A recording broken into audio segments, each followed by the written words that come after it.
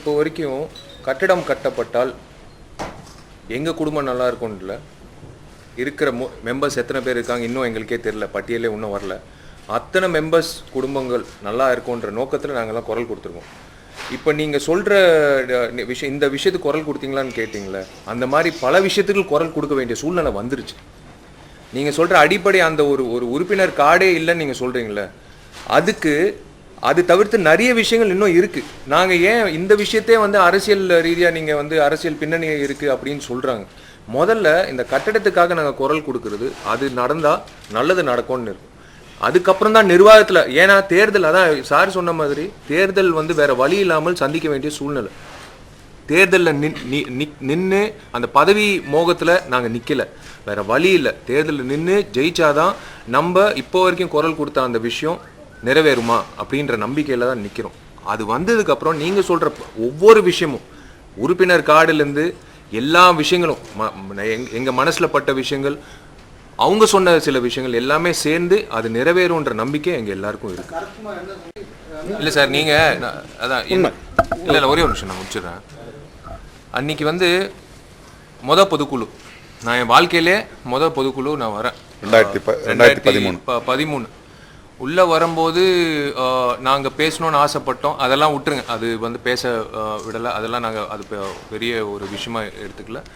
நாங்கள் வந்து அந்த அந்த பில்டிங் சார்ந்த ஒரு விஷயத்துக்காக நாங்கள் ஒரு கையெழுத்து வேட்டை, அதாவது எல்லாருக்கும் சரிசமமாக சொல்லி எல்லாரும் கையெழுத்து போட்டாங்க. கமல்ஹாசன் சார் உட்பட அத்தனை பேரும் கையெழுத்து. அந்த கடிதத்தினுடைய உள்ளடக்கம் என்னன்னா, இந்த பிரச்சனை இருக்கும்போது எல்லாரையும் கூட்டி ஒரு சிறப்பு கூட்டம் நடத்துங்க, அதுக்காக ஒரு 2 மணி நேரம் செலவு பண்ணுங்கன்றது அந்த கடிதம். ஸோ இந்த விஷயம் வந்து நாங்கள் பேசி அவங்க வந்து ஒரு விளக்கம் சொன்னாங்க. தலைவரும் பொதுச் செயலாளரும் ஒரு விளக்கம் சொல்லும்போது, நீங்கள் கேட்ட அதே கேள்வி தான் மனசுக்குள்ளே ஓடிட்டுது. வந்த வருஷமே நாங்கள் கேட்ட கேள்விக்கு நீங்கள் இப்போவே நீங்கள் எல்லாமே நான் பண்ணி கொடுக்கணும் அப்படின்னு நாங்கள் கேட்கல. நாங்கள் வந்து சார் இந்த மாதிரி இருக்குது, இந்த கட்டடம் வந்தால் நல்லாயிருக்கும் அப்படின்னு சொல்லும்போது, நாங்கள் வந்து இது கோர்ட்டில் கேஸ் போய்கிட்டு இருக்கு, கண்டிப்பாக அது வந்து இதுக்கான ஒரு பதில் கிடைக்கும். நீங்கள் நாங்கள் கேட்டது ஒரே ஒரு கேள்வி தான், ஊழல் நடக்குது, நிர்வாகம் சரியில்லை, அதெல்லாம் இல்லை, வெறும் கட்டடம் தான். அந்த கேள்விக்கு பதில் வந்து அவர் மேலே இருக்கிற மரியாதை, பொதுச்செயலாக இருக்கிற மரியாதையில் கண்டிப்பாக அவங்க நல்லது செய்வாங்கன்ற நம்பிக்கையில் வெளியில் வந்து ப்ரெஸ்ஸுக்கிட்ட நாங்களாம் இப்போவும் சொல்கிறோம், நாங்களாம் ஒரே குடும்பம். நீங்கள் அந்த ப்ரெஸ் மீட் வந்து நம்மளுடைய தேனாம்பேட்டையில் ஒரு மிகப்பெரிய அரங்கத்தில் நடந்தது. நாங்கள் எல்லாரும் இந்த இப்போ நாசர் சார் சொன்ன மாதிரி அந்த கட்டட விஷயங்களுக்கு கோர்ட்டு கேஷன், எப்போதுமே ஒரு கோர்ட்டு கேஷன் ஒரு கட்டடம் போய் மாட்டுச்சுன்னா ஒன்று நம்ம ஜெயிப்போம், இல்லை எதிராளி ஜெயிப்பான். எதிராளி ஜெயிக்கும் போது நம்ம வந்து மேல்முறையீட்டுக்கு போவோம், நம்ம ஜெயிக்கும் போது எதிராளி மேல்முறையீட்டுக்கு போவோம். அப்போ என்னன்னா இது ஒரு தொடர் ஓட்டமாய் போயிடும். அப்போ 3000 உறுப்பினர்கள் இருக்கிற ஒரு பொதுக்குழுவில் நாங்கள் ஒரு உறுப்பினராக உள்ள உட்கார்ந்துருக்கோம், தலைமை பதவியில் இருக்கிறவங்க மேலே இருக்காங்க. அவங்க இந்த கட்டடம் எல்லாத்துக்கும் விரிவுபடுத்துறாங்க. இது இப்படி நடந்திருக்கு, கேஸ் இப்படி இருக்கு, இன்னும் ஒரு சில நாட்களில் உள்ள சில மாதங்களில் இது முடிவுக்கு வந்துடும் அப்படின்னு ஒரு உத்தரவாதம் அங்கே பேசப்படுது. ஏகமனதாக பொதுக்குழு உறுப்பினர்கள் முன்னாடி அது சொல்லப்படும் போது நாங்கள் அது வந்து இல்ல அப்படின்னு அங்கே விதண்டவாதம் பேசுறது எங்களுடைய நோக்கம் இல்லை. எங்களுக்கான பதிலும் மறுபடியும் கொடுக்கப்பட்டிருக்கு. அப்போ வந்து தலைவர் செயலாளர் இதை சொல்லியிருக்காங்க. அப்போ இந்த பதில் வந்து இன்னும் ஒரு காலகட்டத்தில் அவங்க முடிஞ்சிரும்னு சொல்லியிருக்காங்க. நாங்கள் நம்புறோம்.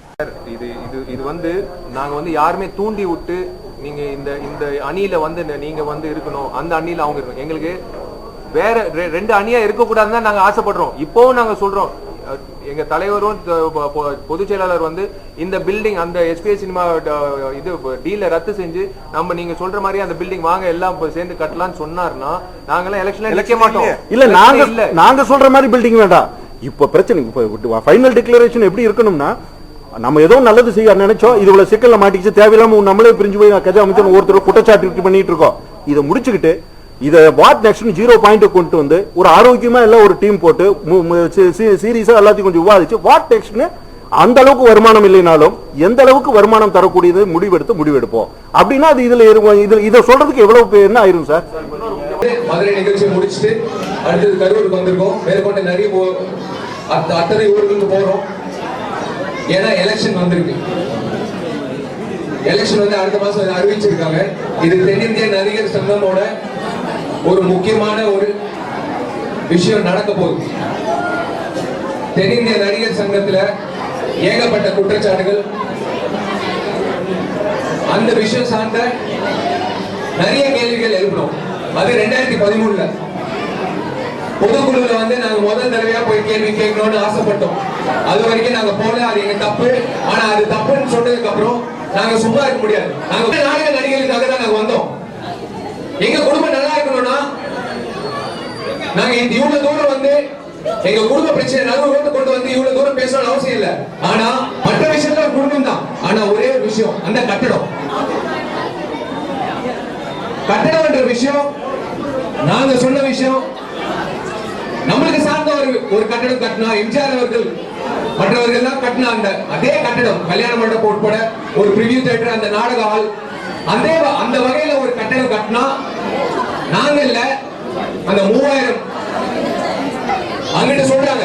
நாங்க வந்து கேஸ் ஏன் போட்டாங்க, எதுக்கு போட்டாங்க, எதுக்கு வந்து நிக்குது, எதுக்கு தடை போட்டிருக்காங்க, ஒரு கட்டடம் கட்டுறதுக்கு தடை போட்டிருக்காங்கன்னா அதுல ஏதோ சர்ச்சை இருக்குன்னு தடை போடுவாங்க. அதுதான் சட்டம்.